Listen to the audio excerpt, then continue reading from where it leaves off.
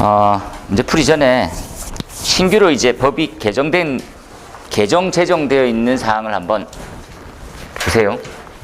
이게 이제 우리 법이 4개에서 6개로 바뀌거든요. 기본법에서 조사를 한다. 이제 화재 예방법과 그리고 소방시설에 관련되어 있는 법령, 그리고 공사업법이 있고, 그리고 이제 위험물 안전관리법이 이렇게 있었죠. 이 속에 이제 화재 조사에 관련되어 있는 법이 있었어요. 이 법이 기본법이 나오고, 그리고 조사법이 따로 분리되죠. 그리고 이것 또한 시설법 예방법을 할까요? 시설법하고 예방법으로 이렇게 분리됩니다. 공사업법, 위험물 안전관리법. 이게 총 6가지로 이렇게 됩니다. 엄청 많이 바뀌었죠. 이 중에 좀 특이사항들 보면 소방시설법은 시설에 관련되어 있는 법이 전체 다 들어가게 돼 있어요. 이 중에 좀 약간 독특은 아니고 성능 위주 설계가 다 들어갑니다.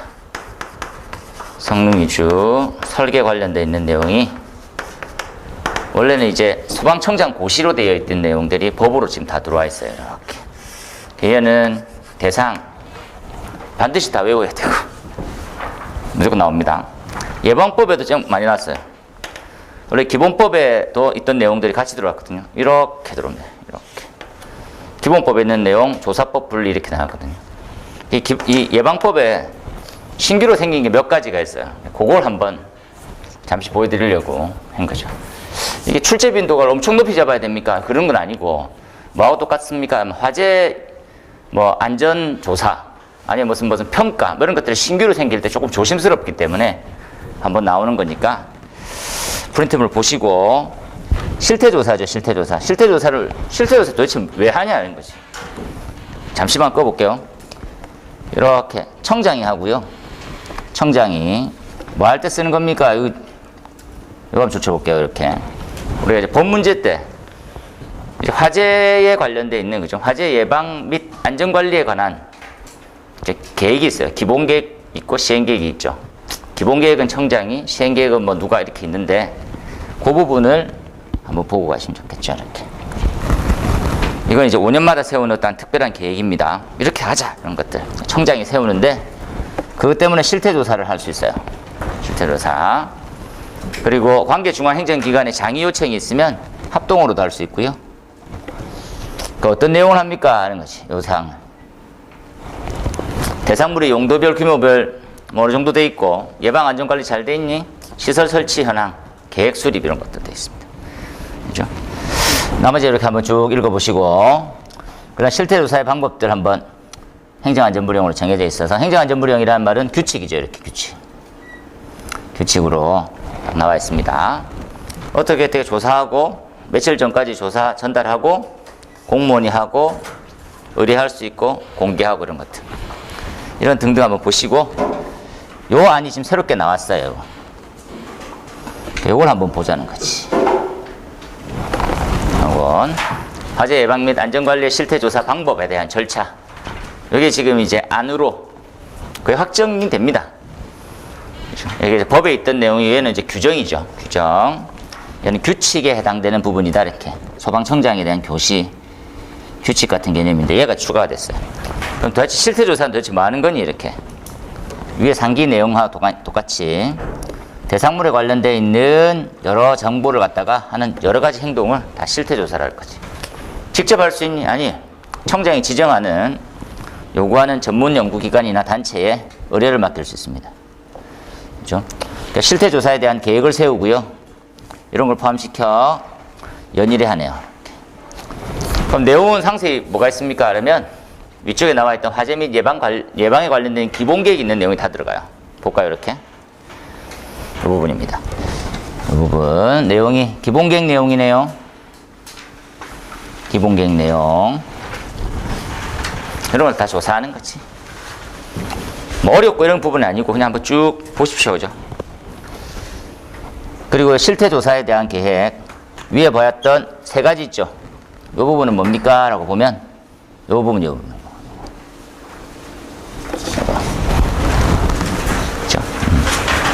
요 사항을 실태 조사할 수 있을 거다. 위쪽에 있는 거죠. 위에 있는 거. 그 다음에 조사 항목을 제일 중요하게 한번 봐야 되는데 이게 어렵습니다. 어떤 조사 항목 볼 거냐. 이렇게 분류를 좀 해볼게요. 정책 방향이고요. 대상물 관리고 화재 안전 그리고 예방 전문 인력 이렇게 되죠. 그 중에서 이 정도만 보고 갈까요? 이렇게까지만. 이런 실태 조사를 하는구나. 이렇게 간략하게 보시고 그다음 넘어가서 화재 안전 영향 평가가 있습니다. 별표를 좀 해놓을게요. 화재 안전 영향 평가라는 게 도대체 뭡니까? 화재 안전 조사가 있고 화재 안전 영향 평가가 있고 화재 안전 영향 평가라는 심의위가 있고 엄청 많이 생겼어요. 한번 보자는 거지. 예방법 21조에 화재 안전 영향 평가라는 내용이 있습니다. 이거 동그라미 쳐볼까요? 청장은 화재 발생 원인 및 연소 과정을 조사 분석 등을 법령이나 정책 개발에 필요하다고 인정되면, 그죠? 예. 화재 안전 영향 평가를 실시할 수 있게 되어 있습니다. 이렇게 줄 쳐놓으세요. 화재 안전에 관련되어 있는 유발 요인이나 완화에 관련되어 있는 그죠? 방안이 필요하다 하면 영향 평가를 할 수 있다. 다 놓으세요. 그 다음에 여러 가지 절차 기준은 대통령령으로 정할 거고요. 한 번 더 생각해 볼까요? 이렇게 과학적 예측 기타 방법을 할 수 있다. 그렇죠? 어떤 내용 하냐 이렇게 화재의 원인의 유발 요인 그리고 확산 경로 피해 그리고 관리할 수 있는 법안 제도 개선 이런 것들 보겠다는 거지. 보시고 그 다음에 심의위를 거치할 수 있죠. 심의위를 12명까지 해서 기타 등등 절차고 넘어가서 심의위원회 관련된 사항 요거 한번 볼까요? 이렇게 화재 안전 영향 평가가 뭐냐? 그렇죠. 화재 발생 원인 및 연소 과정을 조사 분석하는 과정에서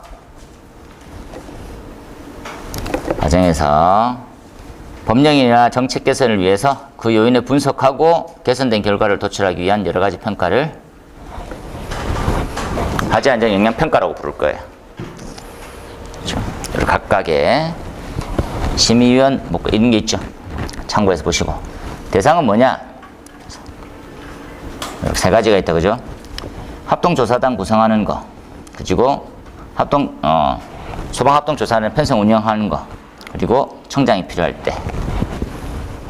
다음 페이지 보시면 이런 절차를 하나 3개 정도 써놓을까요? 화재 안전 영향 평가에 대한 절차가 뭐가 있냐? 한번 이걸 간략하게 한번 보십시오, 그죠?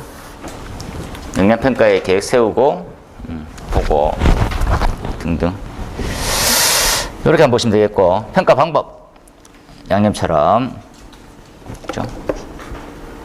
이렇게 하네요.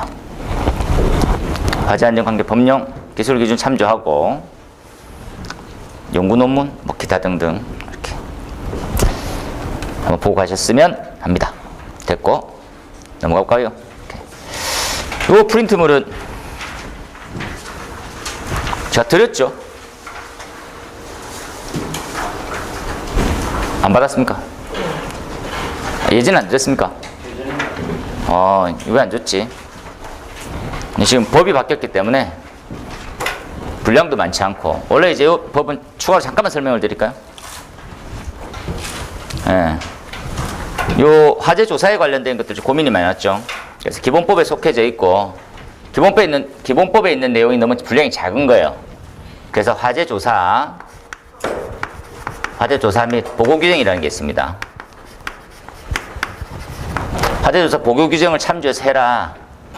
그죠? 이건 총장이 고시한 거죠. 그런데 법이 생겼어요. 조사법이라고 해서. 이거하고 유사한 거, 다른 것들 참조해가지고 같이 보고 준비 한번 해보자는 거지. 화재 조사 부분입니다. 첫 번째, 이건 뭐 아시다시피 법률과 령과 규칙으로 이루어져 있죠. 보니까 첫 번째 화재하고 화재 조사에 대한 정의 한번 익히고 갈까요? 화재는 뭐고, 화재 조사는 뭐 하는 거냐? 그리고 조사관이라고 하는 공무원이 있습니다. 화재 조사관은 공무원을 뜻합니다. 나중에 벌칙 부분이 좀 특이하게 생겼어요. 그 다음에 관계인이 있고, 관계인을 보면 특이하게 블랙놈도 있습니다. 참고해서 보십시오. 블랙잭 새끼도 관계인 등인으로 들어가죠. 넘어가 볼까요? 이렇게 넘어가서 언제 실시하냐, 이렇게. 맨 왼쪽은 기본법, 령, 오른쪽은 이거 잘 주의 있게 한번 보십시오. 기본법에 있는 내용이 아직 남아있어요, 이렇게. 기본법. 그래서 언제 실시하지, 이렇게 한번. 그렇죠. 이제부터 소방에 관련해 있는 용어는 이렇게 바뀝니다. 청본부장 서장은 뭐로 바뀝니까? 관서장이라는 명칭으로 정리됩니다, 이제. 원래 청장, 본부장, 서장, 본부장, 서장 따로 했는데 이 셋의 덩어리는 관서장으로. 화재 사실을 알게 된 때부터 지체 없이 조사를 시작해야 되죠. 화재 조사는 이렇게 시작됩니다. 그리고 뭐를 조사해야 되는지를 잘 별표 치놓으세요. 어려워요. 뭘 조사해야 되는지 이렇게 바뀌었죠. 보시고 오른쪽에 여기 보면 나와있죠. 대통령령으로 정하는 거. 걔가 예죠.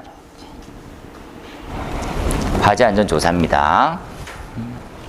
절차 한번 참고해서 보시고요. 그 옛날 법에는 어떤 식으로 되어 있었는데 볼까요? 이거 두 개를 이렇게 비교해서. 옛날에는 이게 화재조사였습니다. 화재조사의 범위. 화재조사는 원인을 조사하고 피해를 조사했거든요. 원인조사, 피해조사였어. 근데 더 많은 내용이죠. 이게 왜 이렇게 법이 바뀌었을까요? 생각해보면 단순합니다. 그렇죠? 제천 레포트 센터에서 화재가 발생하는데 불이 왜 났고 불을 어떻게 껐고가 중요했었던 시절이었거든요. 근데 니네 가서 뭐 했어? 이걸 다시 확인하는 거야. 소방공무원 출동해서 정당한 행위를 시간을 늦지 않게 제대로 했니? 이런 걸 따지는 거지. 그래서 그 내용이 나와 있습니다. 이렇게. 그렇죠? 등에 관련되어 있는 부분. 이게 좀 더 상세히 들어가져 있다가 지금 조금 빠졌습니다. 신기하게. 이렇게 될 거야 이랬는데 최종 법안 공포됐을 때 내용이 싹싹싹 바뀌었어요. 그땐 정말 상세했습니다. 그죠? 출동 일시 받고 어떻게 움직였는지까지 다 상세했었는데 지금 약간 좀 두루뭉술하게 참고해서 보십시오. 요 내용은 좀 비슷하죠. 공무원이 화재 사실을 인지하는 거. 이거 알게 된 때부터 인지하게 된 때부터 이런 법으로 유지가 되고 있다. 요거 한번 체크하시면 될 것 같아요. 얘도 한번 아직까지 법이 남아있고 이제 생겼고 넘어가 볼까요? 저는 약간 좀 나쁘지 않게 보는 기본법에도 아직 남아있습니다. 화재조사 전담부서입니다. 화재조사에 대한 전담부서다. 그죠? 부서가 무슨 일을 하는지 한번 체크해 볼까요? 제일 왼쪽은 부서가 이런 일을 하는 거. 제일 오른쪽은 부서장은 이런 일을 해요. 조금 구분해 볼까요? 참고해서 보시고. 그죠? 그다음에 설치 운영이 기본법에 아직 남아있죠. 여기 이렇게 들립니다. 2항, 3항, 4항, 5항, 6항 이렇게. 기본법 내용이고 조사법 0입니다. 이렇게 연결되는 거고. 그래서 이렇게 좀 해놓을게요. 이제 자, 이렇게. 이거.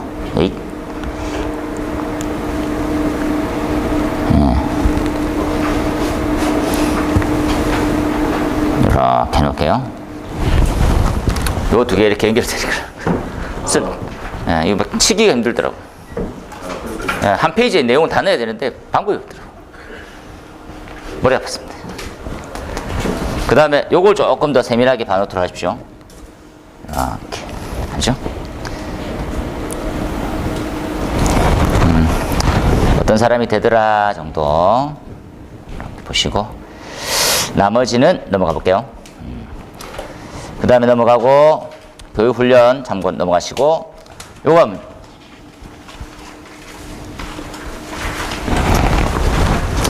화재조사 부서가 있었고, 그죠? 화재진단에 화재합동조사단이라는 게 생겼죠. 어떤 때 합동조사단을 꾸리느냐, 관서장이 사상자 많거나 사회적 이슈가 되고 대통령령으로 정하는 대응화재가 발생하면 합동조사단을 구성할 수 있어요.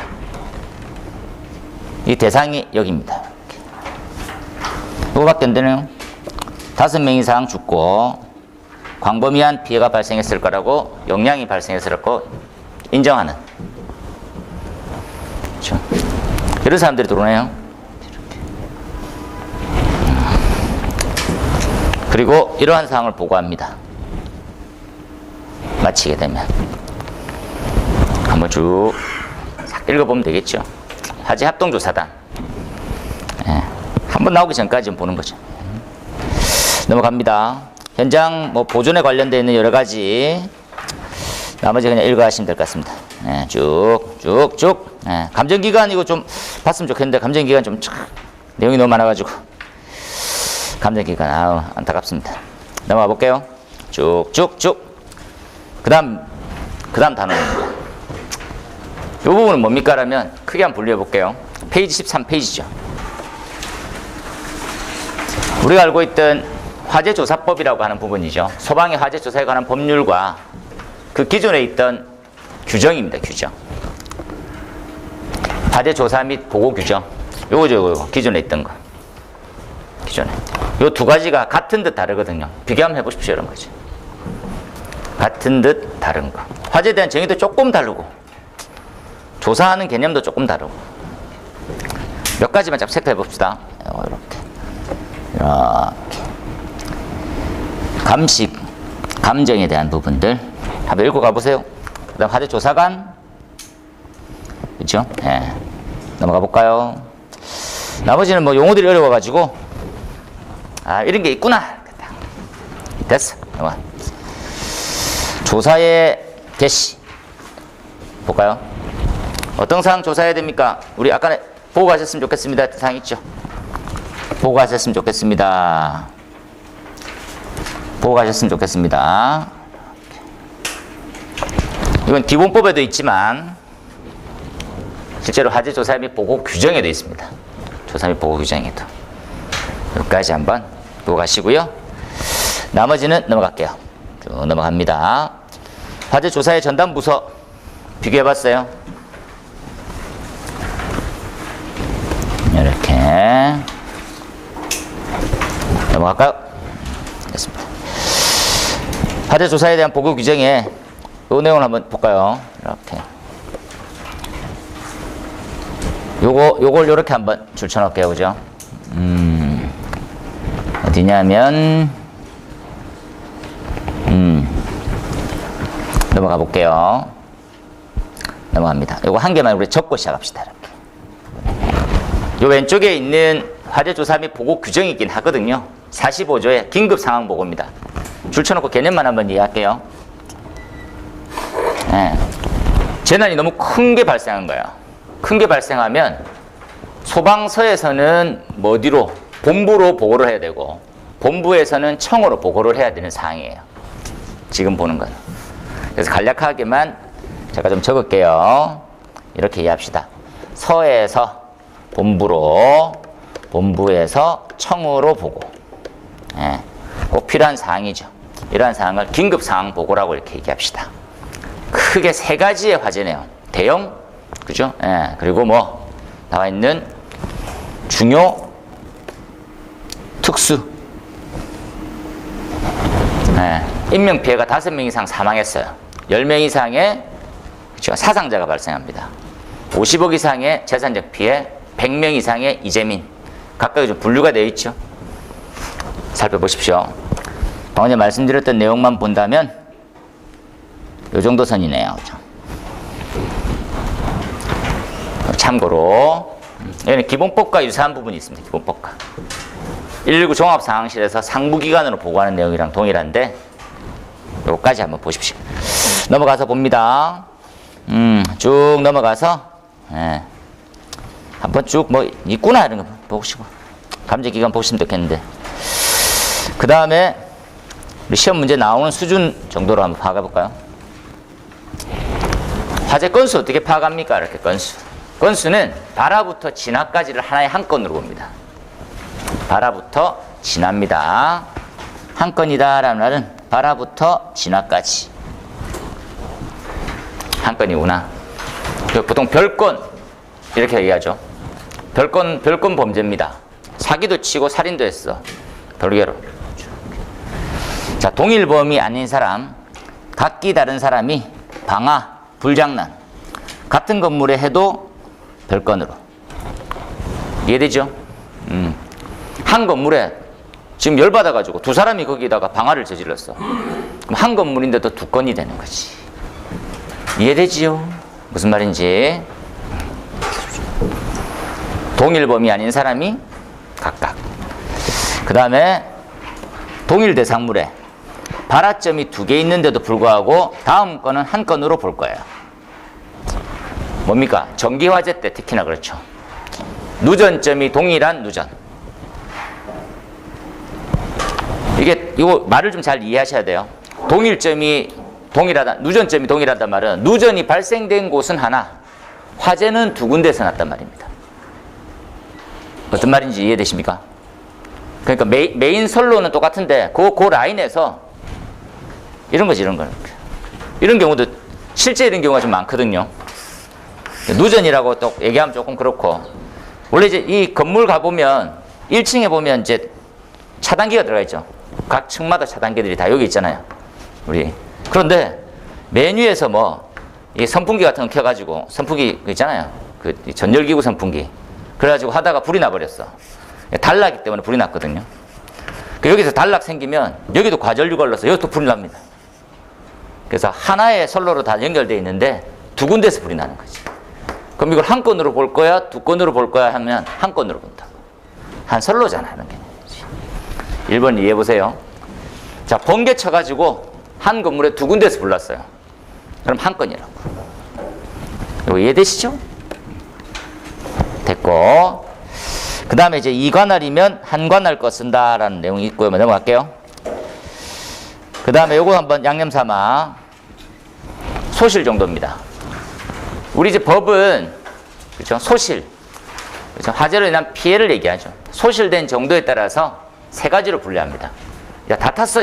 전소. 반 탔어. 그렇죠? 뭡니까? 반소. 좀 탔어. 부분소. 이렇게 됩니다. 그렇죠? 전소는 몇 프로입니까? 70% 이상 탔었을 때. 어떤 면적입니까? 입체 면적. 정육면 면적이죠. 이해되죠? 바닥, 천장, 사면 6개의 면적을 기준으로 합니다. 그렇죠? 그 다음에 30% 이상. 그리고 70% 미만이라도 뭐 고쳤는데도 재사항이 불가능해. 전소입니다. 되겠지요? 그 다음에 뭐 반소 30% 이상 탄 거죠. 되겠죠? 그 다음에 30% 미만 부분소입니다. 과거에는 한 50만 원 미만의 피해를 즉소 말했는데 없어졌어요. 세 가지로만 있구나. 우리가 소실, 전소 그런 말 있잖아요. 용어로 막 쓰는 거지, 답에. 좀 잘 아는 사람이구나, 이렇게. 밑에 보시면, 아니, 건축물, 구조물만 대상됩니까? 아니죠. 동일하게 적용받습니다. 자동차, 철도, 항공기, 선박, 다 동일하게 적용받습니다. 다음 페이지 넘어갑니다. 동수산정 넘어가시고, 소실을 한번 더 체크할까요? 시험에 안 나올 거기 때문에 재미삼아 말씀드릴게요. 소실에 대한 면적의 산정 기준은 뭐를 기준으로 합니까? 라면 바닥 면적을 기준으로 합니다. 소실 면적 산정입니다. 하지만 화재 피해에 관련되어 있는 건축물 6면 중, 입체 면적이죠. 6면 중 2면 이하로만 피해가 있으면 피해 면적의 5분의 1을 곱하는 거죠. 이 말기만 알아듣기 위해서 제가 설명을 잠시 드릴게요. 시험에 안 나옵니다. 안 나오면 안 해도 되는 거 아닌가? 하지 말까요? 하는데 궁금한 사람 갖고 있더라고. 벽면이 벽면.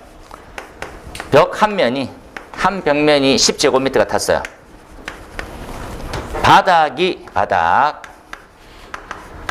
10제곱미터 닿습니다. 그럼 소실 면적 어떻게 구하느냐고?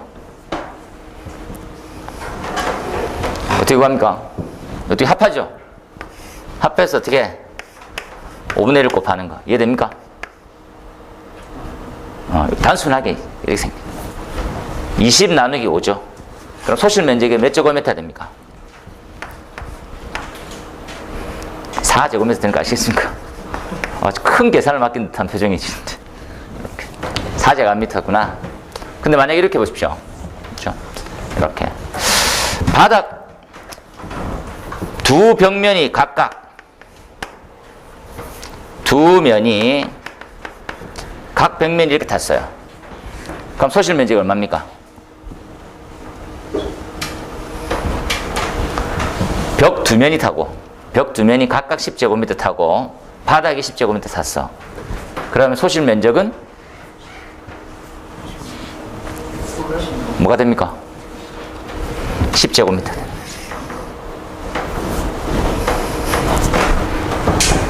문구 이해됩니까? 바닥 면적을 합니다. 어떻게 구하는지는 이해하세요? 시험에 나옵니다가 아니었습니다.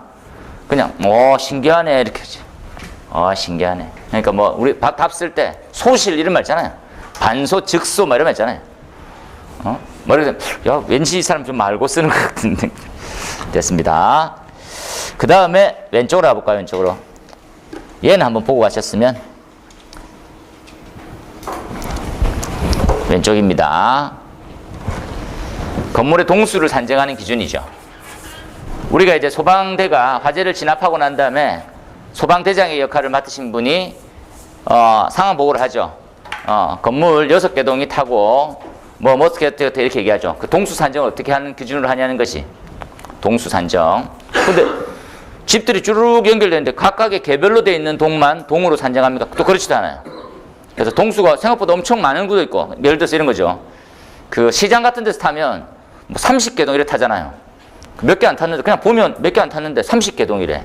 그 왜 그 30개 동이나 되지? 근데 엄청 크게 탔는데 2개 동밖에 안 탔대. 그 기준입니다. 기준. 볼게요. 자, 주요 구조부가 하나로 연결되어 있으면 1개 동입니다. 무조건. 이건 답을 위한 문구로만 이해하시면 됩니다. 답. 근데 건널복도로 되어 있어요. 우리 건널복도로 되어 있고, 우리 시설법에는 연결 통로로 보통 되어 있죠. 예. 건널복도가 특이합니다. 이거 산정이 2개 동으로 연결되어 있으면 2개 동으로 연결되어 있으면 절반까지만 한 동씩 봅니다. 너무 재밌지 않습니까? 우리가 말하고 있는 연결 통로, 그러면 절반까지만 분리해서 각동으로 보는 겁니다. 그 다음에 외벽을 달아냈어요. 이 그림 보입니까? 외벽을 달아내서 헛간, 목욕탕, 작업실, 사무실, 기타 용도로 사용되면 같은 동입니다. 달아낸 건물이죠. 출입구 여부 유무 말하지 않습니다. 지금 법에서. 실 만들어갖고 옆에 붙어 있어. 같은 동입니다. 구조에 관계없어요. 내화 구조냐 목조냐 뭐 아무 상관없어. 뭐 하면 지붕이 이어져 있으면 1개 동입니다. 그림 보이지요? 그림 설명이 조금 추적게 되어 있습니다. 그 다음에 구조에 상관이 있네요. 목조 내화조일 때는 격벽으로 방화구역 돼 있잖아요. 그러면 이걸 제일 헷갈려 하시고 나도 헷갈리고, 방화구역 돼 있으면 별개동 아닙니까 할 줄 알았는데 같은 동입니다. 요거 하나가 조금 특이합니다. 고민이죠. 요 그림 내화구조로 방화구역 돼 있으면 방화구역 격벽, 이걸 같은 건물로 보내. 이게 좀 헷갈리더라고. 이게 뭐 딱히 무슨 이유가 있을 것 같기도 한데, 난 목조면 좀 이해되거든요. 목조. 근데 내화조인데 방화구역을 격벽으로 했음에도 불구하고 같은 동으로 보는 거는 좀 무리지 않을까 하는 생각이 들었습니다.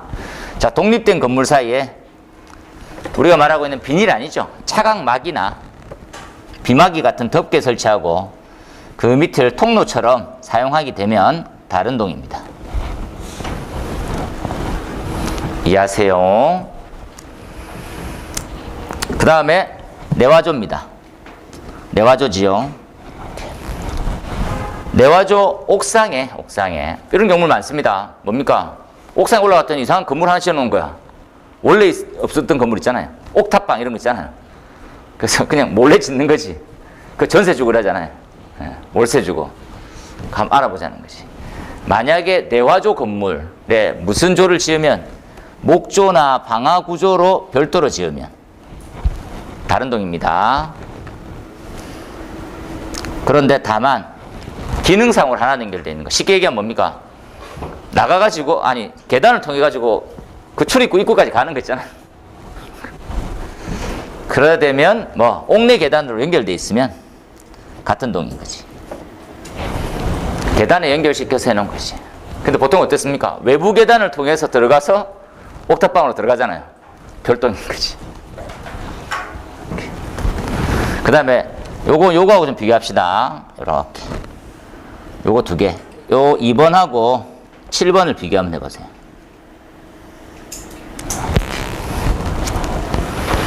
(2번하고) 7번 한번 비교해 봅니다. 이번에 외벽에 달아냈던 헛간, 목욕탕, 작업실, 그죠? 예. 그 사무실 이런 것들이 있으면 별개였죠. 같은 동이었죠. 그런데 내화조 건축물 외벽에 목조 방화조를 별도로 설치됐어. 그죠? 그리고 내부와 구획되어 있으면 다른 동입니다. 2번하고 조금 구분해 주세요. 이번에 별다른 부연 설명은 없긴 하지만 주된 건물하고 출입구가 연결되어 있어요. 열면 그 방으로 들어가는 거지. 기계가 연결돼 있어. 컨베이어 벨트 같은 거 있죠. 그럼 같은 동입니다. 한번 보시라는 거지. 그죠? 그래서 조사편 한 문제, 예상 문제. 오늘 별표 했던 거 있죠? 위주로 한번 정리하시고. 짧게, 잠시 끊을까요? 선생님, 잠시 끊을까요? 네. 기계 파트의 풀이는 가급적이면 신경을 엄청 많이 쓰십시오. 기계는 웬만하면 다 내 걸로 만들고 가야 되겠다라는 생각을 하십시오. 기계 파트는 다 중요하거든요, 좀. 한번 볼까요, 이렇게. CO2에 대한 안전대책입니다. 지금 나와 있는, 그렇죠? 우리가 8번째 답을 보게 되면, 이산화탄소에 대해서 잠시 한번 얘기할까요? 이산화탄소 제가 개인적으로 좀 좋아하는데, 이산화탄소는 어떻게 만들어집니까?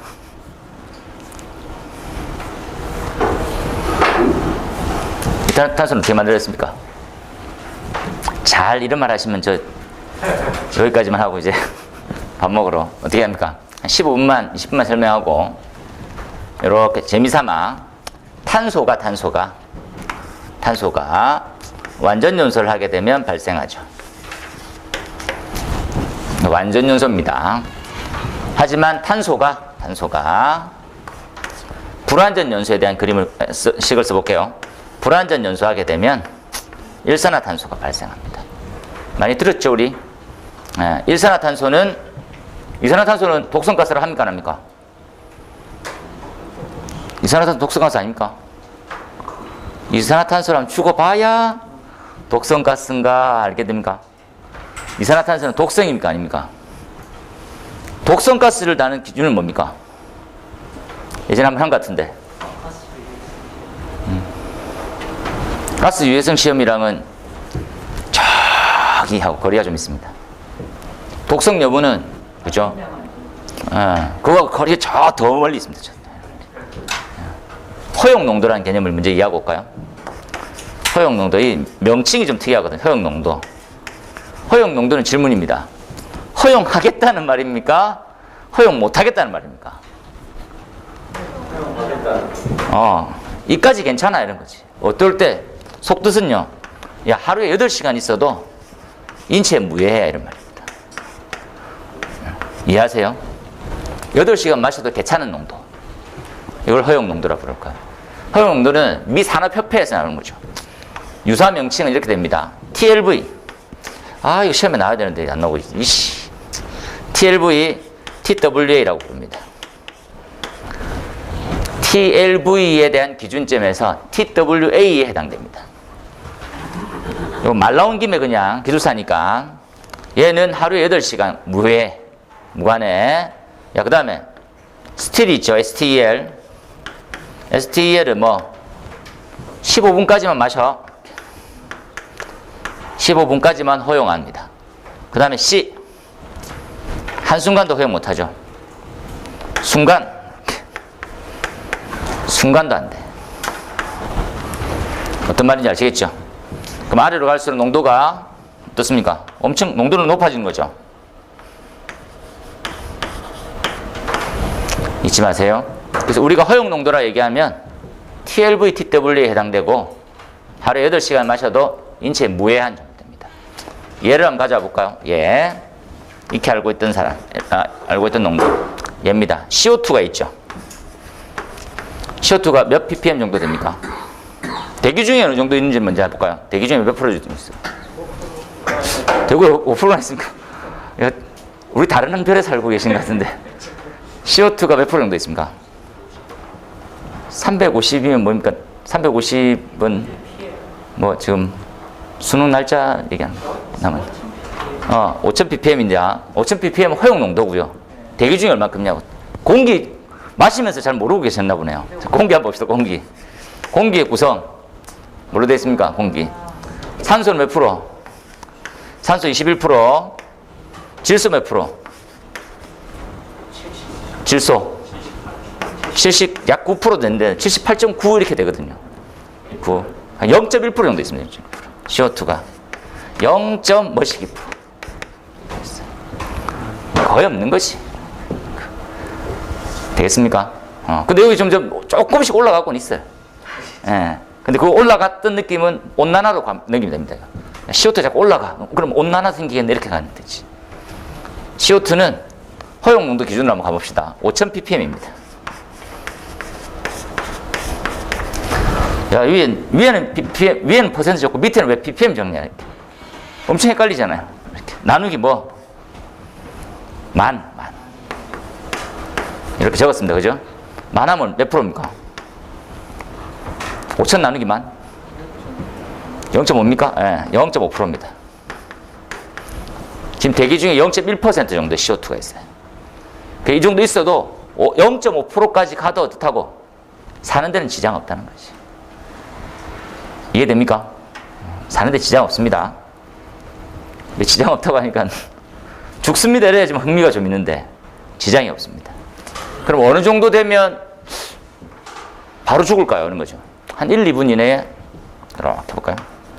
1.28%입니다. 1.28%. 1.28%면 일산화탄소 같습니다. 죄송합니다. 일산화탄소. 일산화탄소입니다. 넘어갔죠? 여기까지만 좀 적어놓읍시다. 그 다음에 CO입니다. CO. 일산화탄소죠. 일산화탄소 허용 농도는 어느 정도 됩니까? 이게 기본 암기가 안 돼 있으니까 자꾸 헷갈리는 거예요. 들어봤던 거 중요한 것만 기억나니까. 어느 정도? 1400이면 유해해질 수 있습니다. 참고로. 피난의 한계일죠. 피난의 한계를 평상시처럼 만들 수는 없죠. 이렇게. 예, 얘는 50ppm입니다. 잊지 마세요. 퍼센트로 엄청 작죠. 만 나눠야 되니까. 0.000005 이 정도 되겠네요. 기본가스입니다. 나머지도 엄청 많지. 시아나스, 암모니아. 그죠? 그거 해볼까요? 이렇게. 오늘 배우게 될 할로겐 화합물의 연소 생성물입니다. 불화수소죠. 불산이라고 보통 불리는. 얘 몇 ppm입니까? 그냥 독성가스입니다. 독성 얼마? 요거보다 훨씬 작겠죠? 얼마? 5ppm 값이다. 5 또는 3ppm인데 상관없습니다. 5ppm입니다. 그죠? 그 외에 브로마 수소 그 동네가 다 비슷합니다. 그리고 염화수소 다 비슷합니다. 3% 5%. 우리가 독성으로 알고 있는 유명한 가스들 있죠. 뭡니까? 얼마만큼 유명하냐면 히틀러가 이 가스를 가지고 샤워실에서 뿌려버립니다. 못 모르고 이제 옷 입고 왜 샤워실에 들어오자 의문하는 순간 호흡 2번 만에 사람이 다 죽습니다. 포스겐이죠. 포스겐 가스가 얼마큼 무섭게 분자식이 되는지 봐야 돼요. 이렇게 돼 있어요. 염화 일산화탄소입니다. 일산화탄소도 위험한데 염소가 엄청 위험하거든요. 염소를 엄청 우리는 가볍게 보고 있죠. 유한 해살 얘기하면 안 되는구나. 유땡 락 있잖아요. 청소할 때 쓰는 거. 지금 만약에 여러분이 이제 그 길거리 지나가는데 락스 향이 생각보다 엄청 진하게 나. 그럼 바로 신고하셔야 돼요. 아니면 그 근방에 1분 정도 머무르면 응급실 실려갑니다. 그리고 일주일 이내에 돌아가실 수 있어요. 우리 그 부산 진구에 락스 냄새가 너무 했어요. 그때부터 소방차 출동하고 난리가 났어요. 화학팀이 갑니다. 화학팀. 염소는 폐 구멍을 만들어요. 뽕뽕뽕뽕. 평생 호흡기 달고 살게 만들어줍니다. 염소가 그만큼 위험해요. 잊지 마세요. 그 다음 우리 봤던 아클로렌이라는 놈이 있어요. 아클로렌. 석유 탈 때 나옵니다. 이 두 놈이 제일 무섭다는 거죠. 허용농도 1입니다. 0.1. 0.1 ppm이 허용입니다. 이게 한 100 넘어가면 그때부터는 사람이 죽는 거죠. 석유에서 나와요. 석유류. 그래서 기름 화재가 발생하면 인명피해가 엄청나게 많이 나는 거지. 어쩔 수 없죠, 그죠? 예. 염소도 무섭습니다. 염소 나오는 거 우리 PVC 파이프 탈 때 나오는 이거 적으면 또 하루는 아니고 한 15분인데 여기까지만 잠시 갔다가 요 부분에서 지금 나오고 있는 형태가 허용 농도입니다. 허용 농도는 다시 얘기하지만 살아도 괜찮아. 이해하십시오. 여기서 오른쪽으로 가는 버전을 이해시킬게요. 그러면 이러한 주요가스는 어디까지 괜찮아? 이렇게 물는 거죠. 지금 방금 말씀하셨던 정리해볼까요? 일산화탄소는 몇 %까지 괜찮을까요? 탈출할 때. 피난할 때 어느 정도까지? 인명 한계 기준이라 부르죠. 되겠습니까? 이산화탄소는 몇 %까지 괜찮을 것 같아요? 얘는 5%까지 괜찮습니다. 일산화탄소 몇 %까지 괜찮을까요? 이 일산화탄소는 0. 많은 산소가 안 되네. 하나, 둘, 셋, 네 개네요. 0.005네요. 0.005%가 허용 농도입니다. 얘는 몇 %까지? 여기 퍼센트로 하니까 더 헷갈리네. 없앱시다. 그냥 얘는 50 ppm인데 몇 ppm까지 허용할까요? 이런 거지. 아까 말씀해 주셨죠? 1400 ppm입니다. 단위를 조금 잘 보세요. 1400 ppm. 이게 바로 인명안전 허용 기준입니다. 국제적으로 동일한 기준입니다. 여기서 산소 하나만 더 집어넣죠. 산소는 몇 %? 네, 산소는 15%입니까? 15%네요. 네. 이렇게.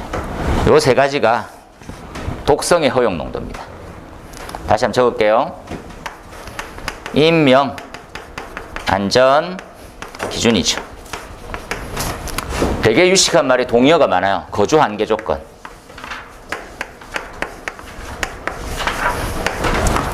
이 연소 생성물이 이 정도 농도가 되기 전까지는 탈출해야 된다라고 시간의 개념으로 설명해요. 이 시간을 뭐라고 부릅니까?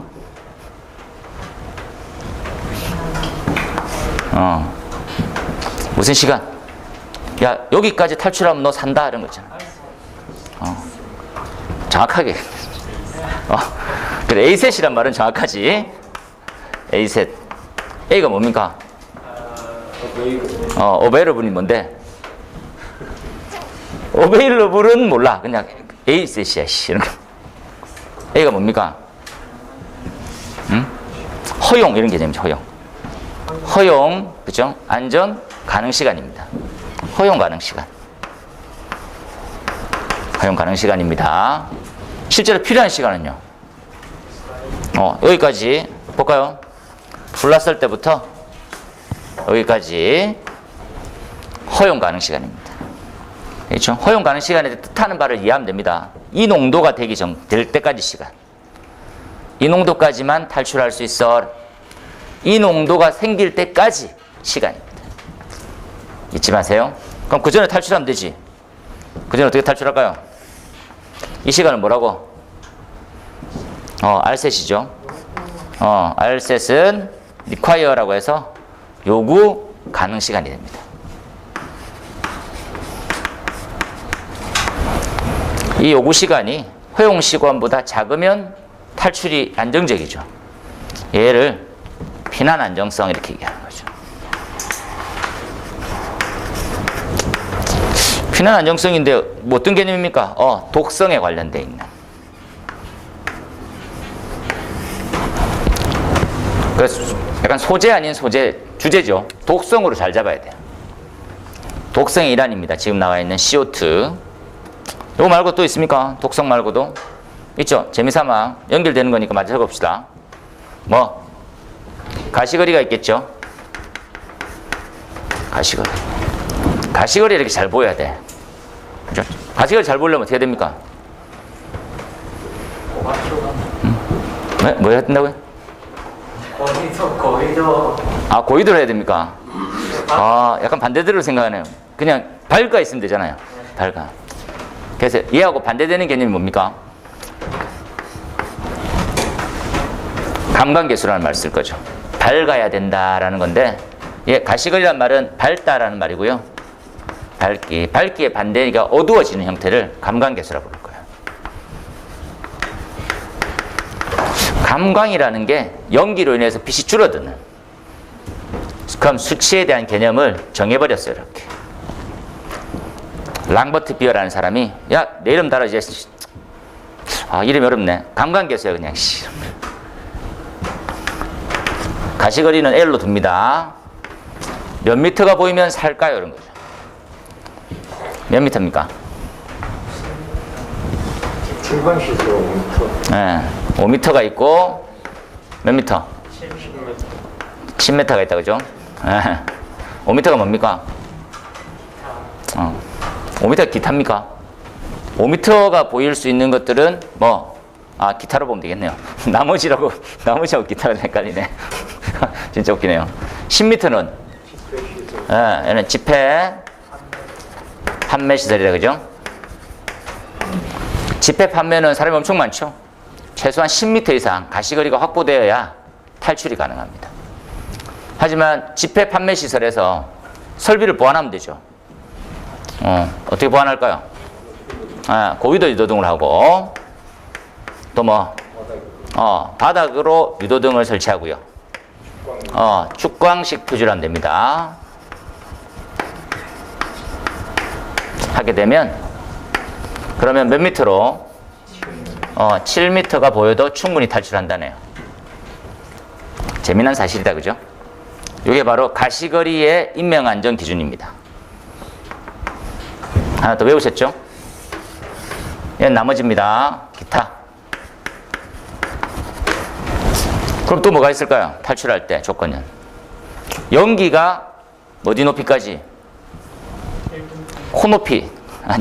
제가 코높이라면 좀 웃기네요 그죠? 연기가 몇 미터까지 내려오면 죽습니까죠? 연기의 층의 하강입니다 그죠? 연기층 하강이 돌리는 시간 몇 미터까지? 바닥에서부터 1.8m 1.8m까지 연기가 도달되어 있으면 사람 죽습니다. 그때까지 걸리는 시간. 한 개 더 남았네요. 온도도 중요하잖아요. 온도는 몇 도? 온도는 60도입니다. 60도. 여기 제반 조건이 다 끝났네요. 그죠? 독성입니다. 가시거리죠. 온도가 있네요. 연기층의 높이가 있네요. 요 네 가지가 필수 암기. 별표는 30개짜리입니다. 그 다음부터 나오는 게 이제 A셋하고 R셋이지. 그렇죠? R셋은 뭘로 이루어져 있습니까? 재미삼아. 불났었을 때 생각해보면 되죠. 이건 제일 처음에 감지자, 그죠? 그 다음에, 원래 바로 움직입니까? 뭐야, 지금 오동장 아니야? 씨, 이렇게 생각하잖아요. 지연. 또 뭐, 쌍욕부터 하시는 분, 시끄러워, 씨. 반응. 되겠습니까? 그 다음에, 계속 올리네. 아닌가? 옷 입고 나가죠. 행동입니다. 되겠습니까?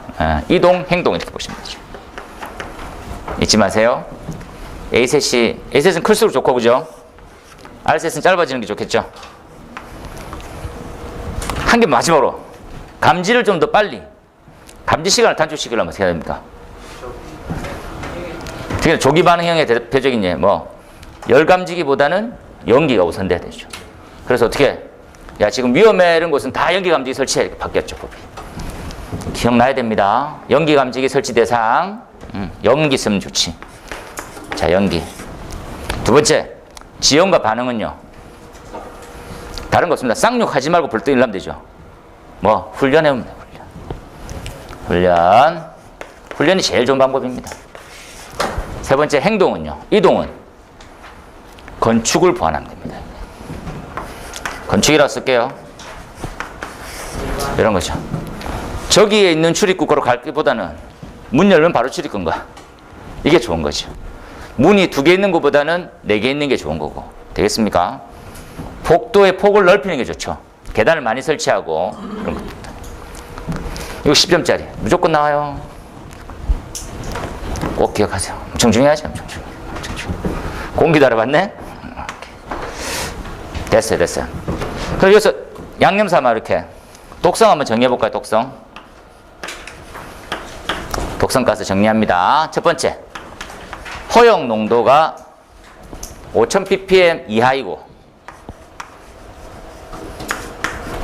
플러스 독성이 있을 것.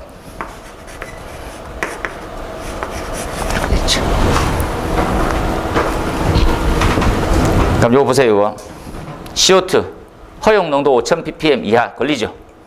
그 다음 CO2는 독성이 있어요, 없어요? 독성이 없어요. 그래서 CO2가 독성가스의 마지노선입니다. 해당이 안 되는. 요거 밑으로는 다 독성가스입니다. 이해하세요? CO2의 단점 뭐가 있습니까? 우리 기사 때 나온 CO2 농도가 올라갈수록 호흡이 엄청 가빨라져요. 과호흡합니다. 빠르게 흡수시키는 거지. 하지만 더 놀라운 사실은 뭡니까? 가스계 갔을 때 얘기했었죠. 가스계. 여기서 설명할 거지, 이렇게. 이건 이제 CO2고, 일산화탄소가 있었고, 이거 한번 정리하자는 거지. CO2는 엄청 장점이 있는 반면에 질식 소화를 시킨대요, 질식. 질식에서 식 하나 적을 때까지만 참 2분만 더 할게요. 1번만 풀고 말아야 되겠네. 질식에 대한 기본 개념은 뭡니까? 산소 농도가 몇 %인데? 산소가 21%에서 몇 프로로? 15%입니다. 얘네는 액면만 가능해요. 기술사 공부하는 거니까 이해하세요? 15%로 낮추면 모든 화재 다 진압이 됩니까? 말도 안 되는 소리죠. 액면 화재. 액면. 화염이 있는 석유류 등등의 화재에서 아주 탁월하죠. 고체나 기체는 절대 택도 없습니다. 대표적인 예가 뭡니까? MOC라고 우리 배웠나요? MOC. MOC를 생각해 보면 되죠. 탄화수소 계열의 MOC가 10.5입니다. 10.5 거의. 산소수를 10.5%까지 낮추지 않으면 불이 안 꺼지는 거예요. 이해되지요? 요건 이제 그냥 일반적인 불이구나라고 생각하세요. 편의상. 그럼 얘를 낮추려고 하면 CO2를 집어넣는단 말이거든요. CO2. 그러니까 CO2는 얼만큼 집어넣는 거예요? 이렇게 묻는 거지. 그 농도에 대한 공식이 이렇게 생겼어요. 자, CO2는 몇 % 나오면 되냐 하는 거지. 그렇죠? 산소가 21% 있는 환경에서 산소를 몇 % 만드는 거냐 하는 거죠. 이거 한번 써보세요. 곱하기 100. 여기다가 15% 한번 집어넣을까요? 집어넣으면 이산화탄소 몇 프로 집어넣어야 됩니까? 몇 퍼센트? 볼륨 퍼센트는 부피의 비를 얘기합니다. 이 공간에 21% 산소가 있던데 CO2를 집어넣으면 몇 프로 되냐? 이산화탄소는 거죠. 얼마 됩니까? 여기다가 15%, 이걸 15% 만들고 싶은 거예요. 그럼 얘는 몇 프로?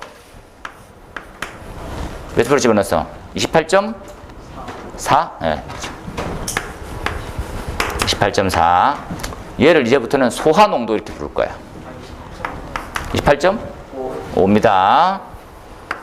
5. 소화농도. 엄청 중요한 개념이 들어가죠, 지금. 이 소화농도를 우리는 믿을 수가 있는데, 솔직히 있는데, 설치해 놓으면 못 믿는 거죠.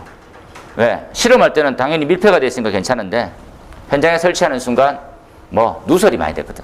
그래야 못 믿으니까 여유치를 같이 곱해줘. 여유치를 이렇게 곱합니다. 이렇게. 그래서 뭐나 나옵니까? 얘는 34%가 나옵니다. 이게 CO2의 가장 중요한 수치가 되죠. 설계 농도입니다. 설계 농도.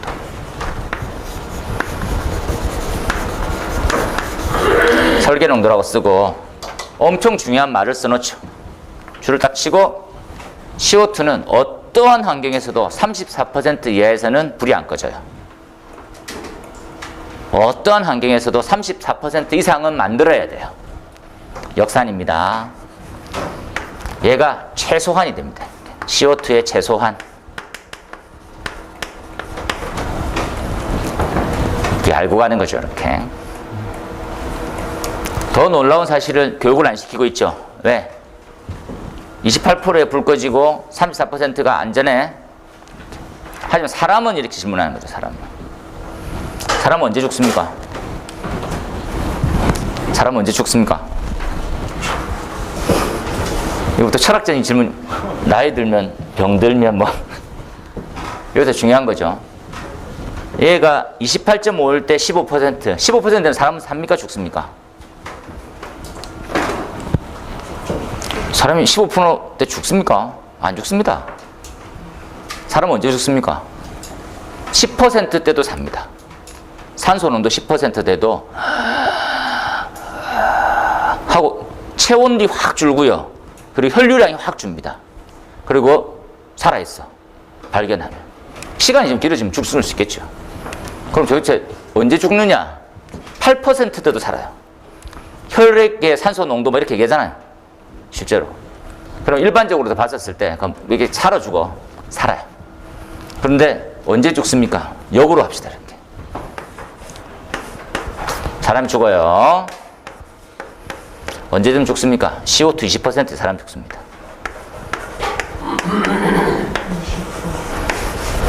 이게 엄청 중요한 내용이죠. CO2 중독이라고 부르죠. CO2가 방사되면 이상할 이만큼 사람이 잘 죽어요. 왜? 불 꺼지는 농도도 아직 아니고 산소 농도도 충분한데 왜 죽습니까? 죽습니다. 역산해볼까요? 20%를 여기다 집어넣으면요. 산소가 18% 이상 되거든요. 산소 18%의 질식사합니다. 너무 신기하지 않습니까? 이해를 잘 하셔야 돼요. 그래서 CO2는 엄청 위험하구나라는 생각을 먼저 하라고. 엄청 위험하구나 한마디만 하면 될 걸 뭔 짓을 이렇게 또라이는 또라이, 그죠? CO2 위험해요를 이렇게 설명해 왔어요. 위험하니까 뭐 설치하라고. 안전대책만. 와, 진짜 비효율적인 수업이네요. CO2 위험해. 딱 한마디만 하면 될 거를. 구구절절 중요합니다. 보세요. CO2 스토리. 그럼에도 불구하고 CO2 왜 쓰는지도 중요하죠. 그죠? CO2가 거의, 그죠? 아주 효과적으로 냉각과 질식, 심지어 A급 신부화재 탁월한 소화 능력을 가지고 있습니다. 그죠? 미국도 그렇게 위험하다면 CO2 쓰지 말아야지 이런 생각이잖아요. 미국도 쓰고 있습니다. 심지어 미국은요, 가스 배관의 누설 시험 자체를 하지 않아요. CO2 되겠습니까? 우리가 쓰임이 조금 다를 뿐이지, 우리랑 좀 다르게 생각해요. 우리는 CO2 엄청나게 좋은 소화약제로 생각해요. 요거 정리하셔가지고 정리하시고 세 가지만 줄치고 다음 시간에 좀 더 설명하겠습니다. 이 말이 너무 길어졌네. 이렇게 봅시다. CO2의 안전대책이 왜 필요하냐를 배경을 잘 이해하세요. 국내는 어떤 식으로 방시 대책이 되어 있습니까? 첫 번째, CO2가 나가게 되면 타이머를 정지시켜요. 비상 스위치입니다. 현장에 가시면 어보트라고 적혀 있어요.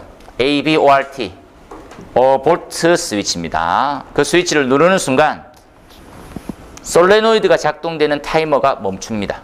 누르는 시간 동안만 누르고 있어야 돼요. 누르면 멈추는 게 아니고 누르고 있어야 됩니다. 그렇죠? 떼는 순간 타이머가 다시 돌아가요. 방사되는 거죠. 체크해 놓으세요. 두 번째, 방출 표시등이 있죠. 야, 너 들어오면 죽어. 방출 표시등입니다. 압력 스위치와 연동하는. 그 다음 배출 설비. 그 다음에 수동 잠금 밸브가 있습니다. 이 수동 잠금 밸브 잘 모르시는 분이 있더라고. 아직 가스기 소화 설비 못 보신 분은 특히나 모르죠. 다음 주 토요일 날 구경 가면 됩니다. 단톡에 공지했으니까 다음 주 토요일 날 촬영 현장으로 가기로. 촬영 괜찮습니까? 얼굴 많이 편찮아 보이시는데 아직 컨디션 회복이 안 되죠. 여기 뭐 선생님 녹용 남은 거 좀 있나? 여기 사슴 키우는 거 우리 어쩌어요? 다 도망갔어요? 학원에 사슴은 키울 수가 없다는 시각경보 장치고요. 경고표지 중요합니다. 각종 가스에 다 경고표지 붙이셔야 되죠. 미국은 어떻게 하고 있습니까? 똑같죠? 어버트 스위치, 수동 잠금 밸브 똑같습니다. 하지만 미국은 우리나라랑 어떻게 다를까요? 가장 큰 차이. 밑에 당구장 표시하고, 그렇죠? 네. 어떤 개념이 조금 접근하면 좋겠냐는 걸 항상 생각하세요. 대책에 관련되어 있는 부분들, 그죠? 네, 사람의 상주와 비상주를 구분하는 거죠. 상주와 비상주의 적용 구분.